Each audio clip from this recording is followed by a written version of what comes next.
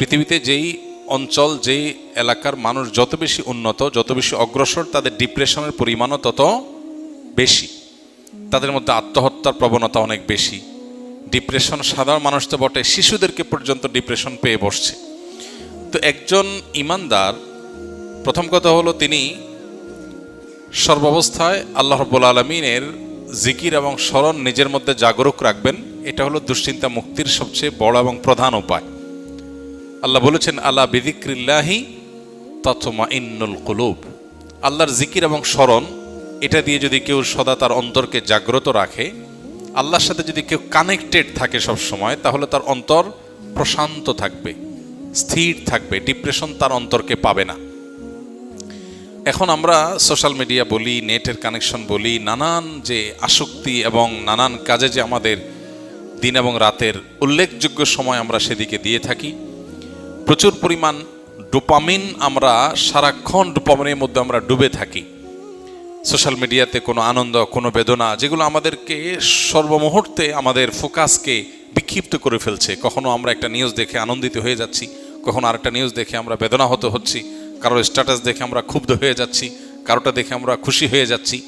এই যে ছোট ছোট ডোপামিনগুলো, এগুলো আমাদের মন, মস্তিষ্ক, চিন্তাধারা এগুলোকে বিক্ষিপ্ত করে ফেলে। আমাদের ডিপ্রেশন বলি, দুশ্চিন্তা বলি, আমাদের ভালো লাগে না এই ভাব বলি, এটার অনেক বড় একটা কারণ হলো এই জায়গাটা। এর বিপরীতে একজন ঈমানদার যখন আল্লাহকে স্মরণ করে, আল্লাহর স্মরণকে পরিপূর্ণভাবে নিজের মধ্যে জাগ্রত রাখে, সে ব্যক্তিকে আল্লাহ তাআলা অন্তরকে প্রশান্তি দিয়ে পরিপূর্ণ করে দেন। সাহাবা ইকরাম রিদওয়ানুল্লাহ আজমাইন, তারা ছিলেন সবচেয়ে বড় রোল মডেল এই আইটেমের। কারণ হলো তাদের আজকালকার জীবনে আমরা যতটা সুখ শান্তির উপকরণ পাই, এগুলোর কিছুই ছিল না। তাদের বাসায় খাবার ছিল না, নুন আনতে পান্তা ফুরাবার মতো অবস্থা ছিল আর্থিকভাবে। কিন্তু কোনো সাহাবীকে এরকম দেখা যায় নাই যে এসে নবী করিম সাল্লাল্লাহু আলাইহি সাল্লামের কাছে তার ডিপ্রেশন দূরের জন্য তার অনেক পেরেশানি করতে হয়েছে, অনেক পেরেশানি পোহাইতে হয়েছে। কারণ আল্লাহর স্মরণ দিয়ে তাদের অন্তর পরিপূর্ণ ছিল।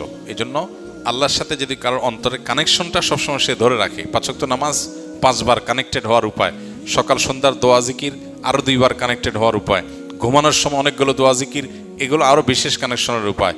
এর বাইরে চলতে ফিরতে, উঠতে বসতে, বাজারে যেতে, বাজার থেকে আসতে, খেতে, খাওয়ার শেষে, খাওয়ার মাঝখানে, ঘুম ভেঙে গেলে, ঘুমাতে গেলে, ঘুম থেকে ওঠার পর, ওয়াশরুমে যেতে গেলে, বাসায় ঢুকতে গেলে, বাসা থেকে বের হওয়ার সময়, যে কোনো ভালো কাজ শুরু করার সময়, সারাক্ষণ আল্লাহর স্মরণ দিয়ে আমাদের জীবনটাকে অত্যন্ত ব্যস্ত করে রাখা হয়েছে আমাদের প্রশান্তির প্রয়োজনে। আমরা সেখান থেকে সরে গেছি, ডিপ্রেশন আমাদেরকে পেয়ে বসেছে। এটা হলো প্রধান কারণ।